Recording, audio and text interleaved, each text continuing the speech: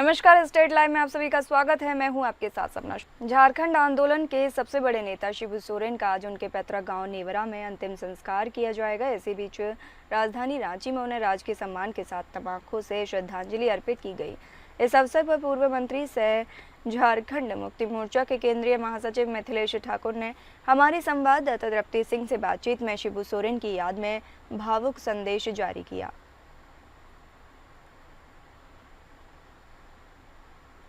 बीच मौजूद है झामुमो के नेता, पूर्व विधायक और पूर्व जल मंत्री मिथिलेश ठाकुर जी। आइए उनसे जानते हैं स्वर्गीय शिबू सोरेन की राजकीय सम्मान के बाद उन्हें अंतिम श्रद्धांजलि दी गई है। उन्हें नेवरा गांव ले जाया गया है अंतिम संस्कार के लिए। क्या कहेंगे?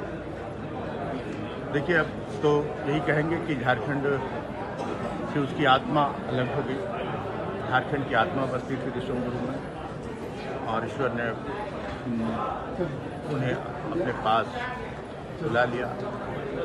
हमारा अभिभावक छिन गया, हमारे सर से साया हट गया। लेकिन सर, लगभग 4 दशक तक झामुमो के साथ जो इन्होंने शिक्षा दी है, किसी दल के नहीं है, जन जन के नेता थे। झारखंड मुक्ति मोर्चा इनका राजनीतिक परिवार था, लेकिन वो पूरे झारखंड, पूरे झारखंडवासी, पूरे देशवासी सभी इनके परिवार थे। और जिसका आप देख रहे होंगे कि दृश्य के लोग बेताब हैं इनके अंतिम दर्शन को, इन्हें श्रद्धांजलि अर्पित करने को। और अब तो मैं यही कह सकता हूँ कि आने वाले दिनों में अब दूसरा शिबू सोरेन पैदा होना असंभव है। जो इन्होंने कर दिखाया, जो इन्होंने जिस तरह से इन्होंने आदिवासियों, मूलवासियों को हक अधिकार दिलाया, महाजनी प्रथा से मुक्ति दिलाई। और मुख्यमंत्री लगातार महीनों तक रहे, पुत्र धर्म निभाते रहे। मुख्यमंत्री ने राजधर्म निभाते हुए, क्योंकि राजनीति की भी जिम्मेदारी को पूरी बखूबी निभाते हुए राजधर्म के साथ साथ पुत्र धर्म भी उन्होंने सबसे पहले निभाया। बहुत ही लगातार 1 महीने वो दिल्ली में कैंप किए रहे, निरंतर चिकित्सकों से परामर्श करते रहे, उनके तबीयत पर नजर रखे रहे। लेकिन एक सवाल, शिक्षा मंत्री रामदास सोरेन की स्थिति अभी बताई जा रही है। निश्चित रूप से स्थिति उनकी भी नाजुक है और डॉक्टरों के देखरेख में उनका इलाज चल रहा है। ईश्वर से ही कामना करेंगे कि वो स्वस्थ होकर फिर से हमारे बीच आएँ और राज्य की जिम्मेदारी संभालें। लेकिन जो आपने कहा कि स्थिति नाजुक है, तो ये बात है। बहुत बहुत शुक्रिया सर। तो ये थे हमारे बीच पूर्व जल मंत्री, पूर्व विधायक, झामुमो के वरिष्ठ नेता मिथिलेश ठाकुर जी, जिन्होंने दुख जाहिर किया है, भावुक हो गए। वो कहते स्वर्गीय शिबू सोरेन के जाने से किस तरह पार्टी को कितनी बड़ी क्षति पहुंची। न सिर्फ पार्टी बल्कि पूरे राज्य स्तर पर ये बहुत बड़ा झटका है, बहुत बड़ी क्षति है राज्यवासियों के लिए। फिलहाल के लिए कैमरामैन दीपक के साथ मैं तृप्ति, रांची से। झारखंड के पूर्व मुख्यमंत्री और राज्यसभा सांसद और झारखंड मुक्ति मोर्चा के संस्थापक सदस्यों में से एक शिबू सोरेन ने 4 अगस्त को दिल्ली के अस्पताल में अंतिम सांस ली। जून महीने में उन्होंने किडनी से संबंधित समस्या के चलते अस्पताल में भर्ती कराया गया था उनको, और हालत नाजुक होने के चलते वह वेंटिलेटर पर थे। कभी बिहार का हिस्सा रही झारखंड को अलग राज्य बनाने को आंदोलन पर मुकाम पर पहुंचाने में अहम भूमिका निभाने वाले शिबू सोरेन के राजनीतिक सफर पर एक नजर डालते हैं।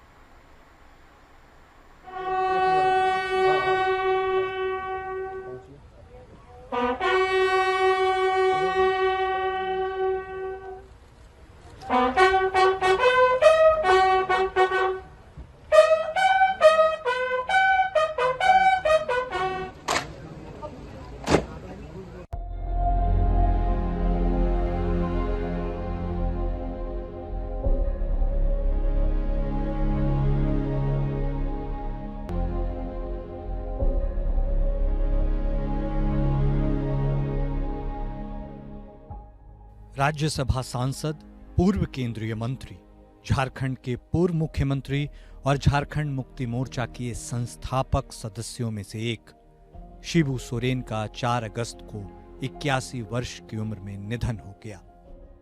वह बीते 1 महीने से दिल्ली के सर गंगाराम अस्पताल में भर्ती थे और पिछले कुछ दिनों से उनकी स्थिति बेहद नाजुक बनी हुई थी। संताल समुदाय से आने वाले शिबू सोरेन का जन्म 11 जनवरी 1944 को रामगढ़ जिले में हुआ था। 1972 में उन्होंने वामपंथी ट्रेड यूनियन नेता ए.के. रॉय और विनोद बिहारी महतो के साथ मिलकर झारखंड मुक्ति मोर्चा की स्थापना की। शिबू सोरेन झारखंड राज्य निर्माण आंदोलन के सबसे प्रमुख चेहरों में रहे और 2000 में झारखंड राज्य के लिए आंदोलन और स्थापना से जुड़े रहे।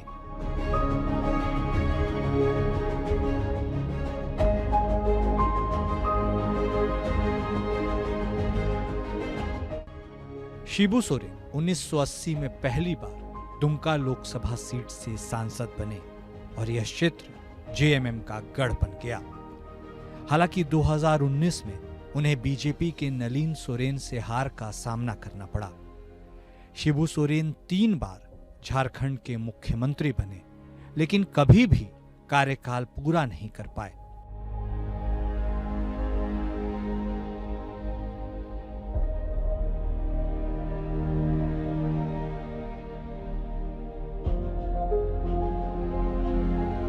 2005 में पहली बार मुख्यमंत्री बने, लेकिन 9 दिन बाद ही बहुमत साबित न कर पाने के कारण इस्तीफा देना पड़ा।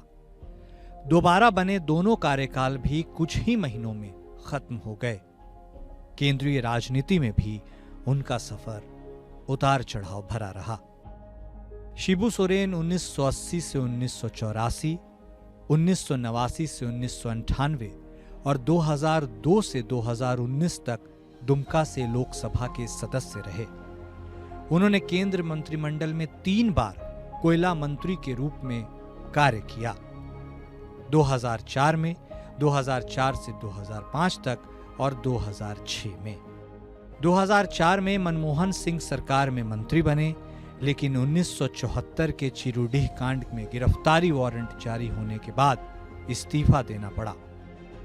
जब वे फिर से कोयला मंत्री बने, लेकिन 2006 में अपने सचिव शशिनाथ झा की हत्या मामले में दोषी ठहराए जाने के बाद मंत्री पद छोड़ना पड़ा।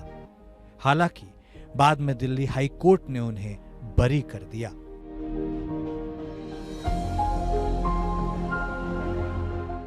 शिबू सोरेन अपने पीछे पत्नी रूपी सोरेन, बेटे हेमंत और बसंत तथा बेटी अंजलि को छोड़ गए हैं। उनके एक और बेटे दुर्गा सोरेन का निधन 2009 में हो गया था। हेमंत सोरेन झारखंड के मुख्यमंत्री हैं और हाल ही में जेएमएम के अध्यक्ष बने हैं, जबकि बसंत सोरेन विधायक हैं।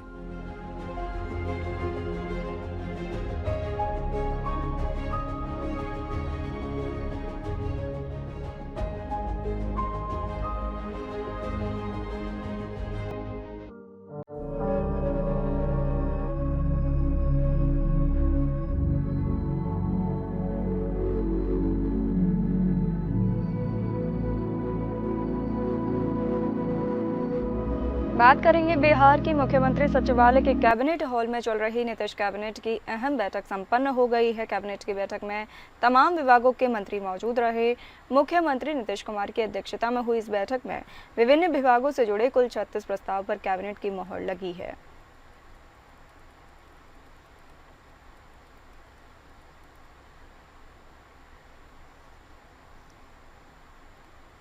नियमावली 2025 की स्वीकृति दी गई है। इसके तहत राज्य के जो निवासी हैं और साथ ही साथ जिन्होंने राज्य में मैट्रिक या अथवा इंटरमीडिएट परीक्षा उत्तीर्ण की है, उनको प्राथमिकता देने का निर्णय लिया है। और इससे जो राज्य में जो हमारे छात्र छात्राएं पढ़ रहे हैं और यहाँ के मूल निवासी है, उनको शिक्षा विभाग की नौकरियों में TRE 4 जो शिक्षा विभाग के टीचरों की बहाली है, इसमें प्राथमिकता होगी और नौकरियों में इसमें प्राथमिकता होगी। राजधानी पटना में लगातार बारिश के चलते जनजीवन बुरी तरह प्रभावित हुआ है। शहर के कई इलाके जलमग्न हो गए हैं, जिससे लोगों को आने जाने में भारी परेशानियों का सामना करना पड़ रहा है। गंगा नदी का जलस्तर तेजी से बढ़ रहा है। महावीर घाट पर पानी पाथवे तक पहुंच चुका है, जिससे घाट का रास्ता पूरी तरह बंद हो गया है। गंगा का जलस्तर तो बहुत बढ़ गया है। पटना में भारी बारिश होने के कारण गंगा का जलस्तर बहुत बढ़ गया। बट यहाँ पे हम लोग सावन का लास्ट सोमवारी था, तो हम लोग आए थे स्नान करने के लिए और पूजा अर्चना करने के लिए। तो यहाँ पे हम लोग पहले जाते थे अंदर तक नहाने के लिए। आज ज़्यादा बारिश के कारण सीढ़ी पे पानी ऊपर तक आ गया, तो SSB का जवान तैनात है, तो हम लोग को नहाने में कोई दिक्कत नहीं हो रही है, अच्छे से नहा रहे हैं, छोटे छोटे बच्चों लोग को भी कोई दिक्कत नहीं हो रही है। जी, गंगा का जलस्तर जो है वो काफ़ी तेज़ी से बढ़ रहा है। आप देख पा रहे हैं कि पटना में बीते 2 दिनों से लगातार बारिश हो रहा है और कल भी काफ़ी तेज़ हुआ था। तो यहाँ पे जो है वो सीढ़ी तक हमारा गंगा से जलस्तर बढ़ के काफ़ी रोड तक पानी आ गया है। आप महावीर घाट पे भी देख रहे होंगे कि महावीर घाट पे भी रोड पे पानी आ गया है काफ़ी घुटने तक, और जिस वजह से जो है श्रद्धालुओं को काफ़ी दिक्कत होने वाला था। मगर यहाँ पे जो हमारे ये NDRF की टीम और SDRF की टीम जो हमारे यहाँ पे हैं बदरघाट और गायघाट पे, वो लोग जो हैं यहाँ पे तैनात हैं। श्रद्धालुओं को ये चीज़ गर्व फील हो रहा है। भागलपुर के समीक्षा भवन में निर्वाचक सूची के विशेष गहन पुनरीक्षण कार्य को लेकर एक अहम समीक्षात्मक बैठक आयोजित की गई। बैठक की अध्यक्षता निर्वाचन आयोग के विशेष प्रेक्षक भरत खेड़ा ने की। इस बैठक में भागलपुर के उप विकास आयुक्त प्रदीप कुमार सिंह, सदर अनुमंडल पदाधिकारी विकास कुमार, अपर निर्वाचन पदाधिकारी श्वेता कुमारी सहित विभिन्न राजनीतिक दलों के अध्यक्ष और कार्यकर्ता शामिल रहे। बैठक के दौरान विशेष प्रेक्षक ने जिले में चल रहे मतदाता सूची पुनरीक्षण कार्य की समीक्षा की और यह सुनिश्चित करने का निर्देश दिया कि सूची पूरी तरह त्रुटि रहित और पारदर्शी हो।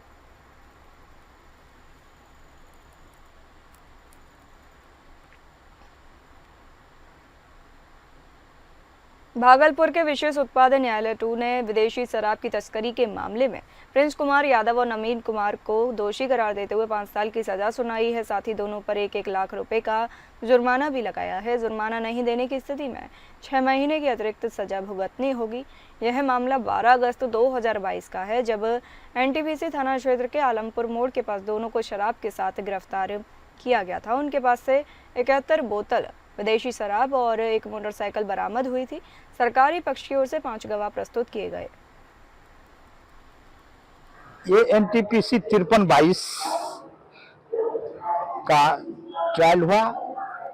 12/8/22 को हरेंद्र कुमार गश्ती में थे अपने थाना के अंतर्गत।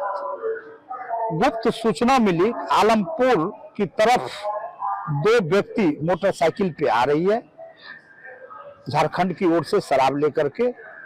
उस सलेमपुर मोड़ पे जैसे पुलिस पहुंची कि देखा कि मोटरसाइकिल घुमा के भागने का प्रयास किया, मोटरसाइकिल वाले को पकड़ा। फारबिसगंज के बतनाहा थाना क्षेत्र में नेपाल को जोड़ने वाली फारबिसगंज जोगबनी मुख्य सड़क मार्ग में सोयाबीन तेल से भरा टैंकर पलट गया।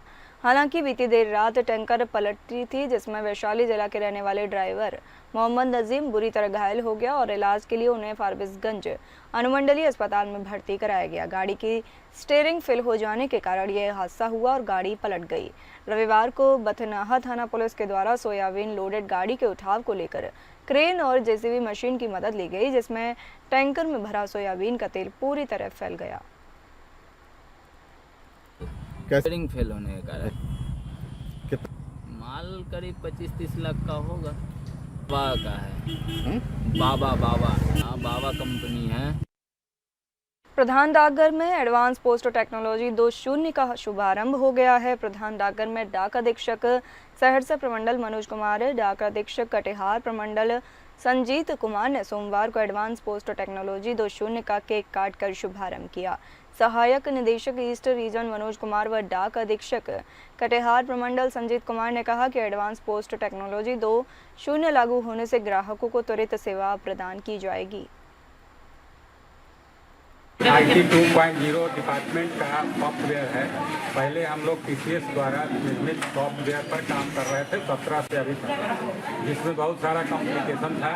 हमारे स्टाफ को दिक्कत होती थी, बहुत सारा हिसाब करता था, उसका फैच नहीं करता, दिखता नहीं था, 1-2 दिन बाद भी कभी कभी दिखता था। इसलिए डिपार्टमेंट हमारा CPT मैसूर ने एक सॉफ्टवेयर क्रिएट किया है अपना, जिसमें बहुत सिंप्लिसिटी है, आम पब्लिक का काम तुरंत होगा। ये हमारा IT 2.0 यानी एडवांस पोस्टल टेक्नोलॉजी, ये हमारा सॉफ्टवेयर है। इसके तहत अब सहरसा प्रमंडल में जुड़ गया पैन इंडिया के साथ और आज से इसका शुभारंभ हो चुका और इसमें बहुत सहजता और सरलता के हिसाब से सॉफ्टवेयर बनाया गया ताकि लोगों को बहुत आसानी से सब काम हो सके और जनता को तीव्र गति से हम लोग सेवा और सुविधा प्रदान कर सकें। बात करेंगे छत्तीसगढ़ की। छत्तीसगढ़ के उप मुख्यमंत्री तथा नगरीय प्रशासन एवं विकास मंत्री अरुण साव ने गोरेला और पेंड्रा नगर पालिकाओं में कुल 4 करोड़ 9,50,000 रुपए के विकास कार्यों का लोकार्पण और भूमि पूजन किया। इनमें गौरेला में 1,72,86,000 और पेंड्रा में 2,36,64,000 रुपए लागत के विकास और निर्माण कार्य शामिल हैं। उप मुख्यमंत्री साव ने गौरेला नगर पालिका कार्यालय और बस स्टैंड तथा Pendra assembly hall multipurpose school में आयोजित लोकार्पण भूमि पूजन कार्यक्रम को ऐतिहासिक एवं गरिमा में बताते हुए कहा कि प्रधानमंत्री नरेंद्र मोदी के एक वादे को मुख्यमंत्री विष्णुदेव साय की सरकार पूरा कर रही है। आज नगर पालिका गौरेला में विभिन्न विकास कार्यों का 1,72 लाख के कार्यों का लोकार्पण और भूमि पूजन हुआ है। पूर्व मंत्री डॉक्टर भवन सिंह पोर्ते जी के प्रतिमा का अनावरण का काम हुआ है। रानी दुर्गावती के चौक का सौंदर्यीकरण हुआ है और अलग अलग विकास के काम है जिनका लोकार्पण और भूमि पूजन हुआ है। मैं गौरेला वासियों को बहुत बधाई और शुभकामनाएं देता हूं। कलेक्टर गोपाल वर्मा ने सोमवार को सहसपुर लोहारा विकास खंड के ग्राम रणवीरपुर में नवनिर्मित महतारी सदन लागत 24,70,000 एवं विधायक निधि से निर्माणाधीन सामुदायिक भवन 8,75,000 रुपए के कार्यों का स्थलीय निरीक्षण कर गुणवत्ता की गहन जांच की। निरीक्षण के दौरान कलेक्टर वर्मा ने निर्माण कार्यों की धीमी गति और मामले की मुख्य सीमेंट की कम मात्रा पाए जाने पर गहरी नाराजगी जताई।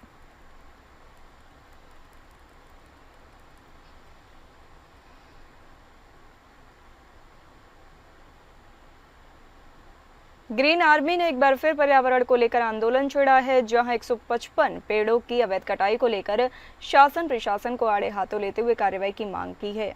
मामला आज से 1.5 वर्ष पहले का है, जब निजी भूमि से सटे शासकीय भूमि पर जमीन के मालिकों द्वारा बिना किसी अनुमति के 155 विशाल वृक्षों को काट दिया गया। यह पेड़ न सिर्फ पर्यावरण के लिए महत्वपूर्ण थे, बल्कि वे उस क्षेत्र की प्राकृतिक सुंदरता और जैव विविधता का भी अभिन्न हिस्सा थे।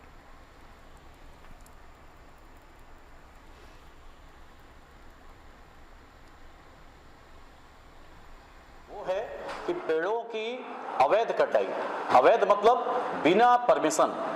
जो पेड़ 50 साल से ज्यादा बड़े पेड़ थे, 155 पेड़ों को बिना शासकीय परमिशन के काट दिया गया। और उसके बाद जब हम पिछले 1.5 साल से उसके लिए शिकायत कर रहे हैं, आवेदन दे रहे हैं, उस पर कार्रवाई नहीं हुई है। तो इस पीड़ा को लेकर हम मीडिया के समक्ष उपस्थित हुए हैं कि इस पर तत्काल कार्रवाई हो। इसमें तहसीलदार जी के पास में हमने आवेदन दिया, गांव के जो वन विभाग है वहाँ पे आवेदन दिया, वहाँ पे वो जो एसडीएम साहब है उनके पास में आवेदन दिया, कलेक्टर साहब के पास आवेदन दिया, और उसके अलावा जो जनप्रतिनिधि हैं, यहाँ तक कि सीएम तक के हमने इसमें ज्ञापन दिया है। हमारी पेशी भी एसडीएम साहब के पास में हो रही है, लेकिन इसमें फैसला नहीं आ रहा है। भाई 1 महीना, 2 महीना, 4 महीना, 6 महीना शुरुआती कार्रवाई हुई, पंचनामा हुआ, आरआई आए, पटवारी आए, वन विभाग की टीम आई, बाकायदा पंचनामा बना, 155 पेड़ों के ठूठ की गिनती हुई और माने वो लोग कि ये पेड़ 50 साल से बड़ी पेड़ है और इसके लिए परमिशन की जरूरत थी। पाकिस्तान से पंजाब के जरिए ड्रग्स सप्लाई नेटवर्क पर रायपुर पुलिस ने बड़ी कार्रवाई की है। पंजाब के मुख्य अंतर्राष्ट्रीय तस्कर सहित स्थानीय नेटवर्क के 9 आरोपियों को पुलिस ने गिरफ्तार किया है। इस दौरान 1 करोड़ रुपए का मूल्य का 412 ग्राम हेरोइन जब्त किया गया है।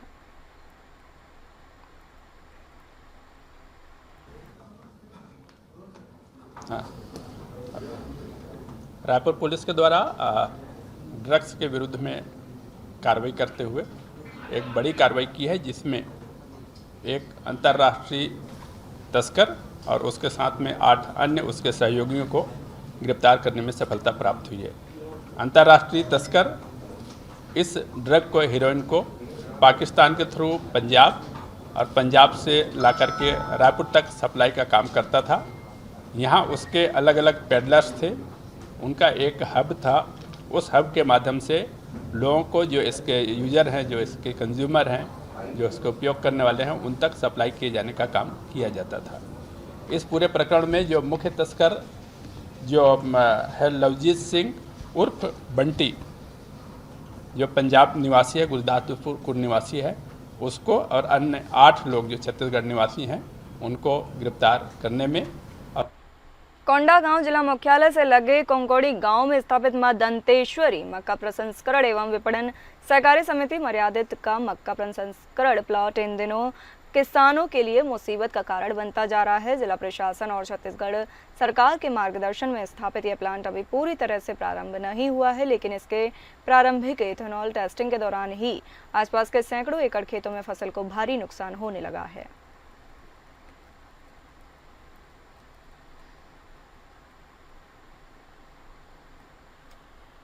सूरजपुर में भैयाथान क्षेत्र के पासल गांव समेत कई गांव के सैकड़ों किसानों के कृषि भूमि में जलभराव के कारण बर्बाद हो गई है, जहां किसानों का आरोप है कि रेहंद नदी के किनारे हाइड्रो पावर प्लांट कंपनी के द्वारा डैम का निर्माण किया गया है, जिसके द्वारा नदी का पानी रोकने के कारण डैम का पानी सैकड़ों किसानों के खेत में पहुंच गया है और जलभराव के कारण किसानों की फसलों को नुकसान पहुंचा है।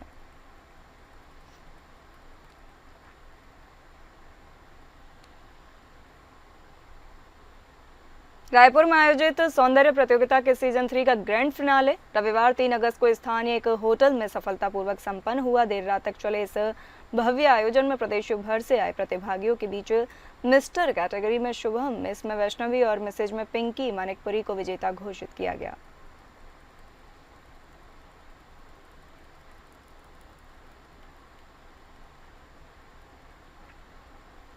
भिंड के अटेर से कांग्रेस विधायक और मध्य प्रदेश विधानसभा में उपनेता प्रतिपक्ष हेमंत कटारे के खिलाफ रेप केस की जांच एक बार फिर शुरू होगी। सुप्रीम कोर्ट ने सोमवार को इस मामले में अहम फैसला सुनाते हुए जांच की निगरानी भोपाल रेंज के डीआईजी स्तर के अधिकारी को सौंपी है। बता दें कि ये मामला 2018 का है। इस मामले को लेकर मध्य प्रदेश की राजनीति कई बार गर्मा चुकी है।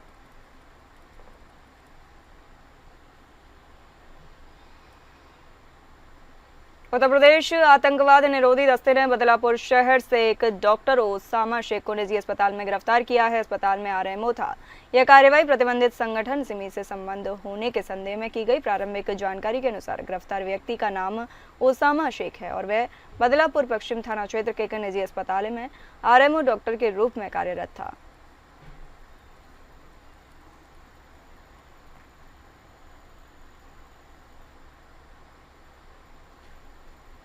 रूस के मास्को में झील में डूबने से खन्ना के 20 साल के साई ध्रुव कपूर की 28 जुलाई को मौत हो गई थी। उसके साथ विभिन्न लोगों के प्रयासों से केंद्र सरकार के माध्यम से साई ध्रुव का शव रूस से भारत लाया गया। सोमवार को खन्ना सन सिटी में कपूर परिवार का इकलौता बेटा ताबूत में लौटा। वह रूस में पढ़ाई करने गया था, लेकिन परिवार ने कभी सपने में नहीं सोचा था कि उनके साथ ऐसा हो जाएगा। परिवार का विलाप देख नहीं हो रहा था।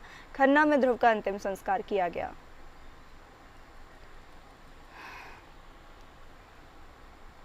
फिलहाल इस बुलेटिन में इतना ही। नमस्कार।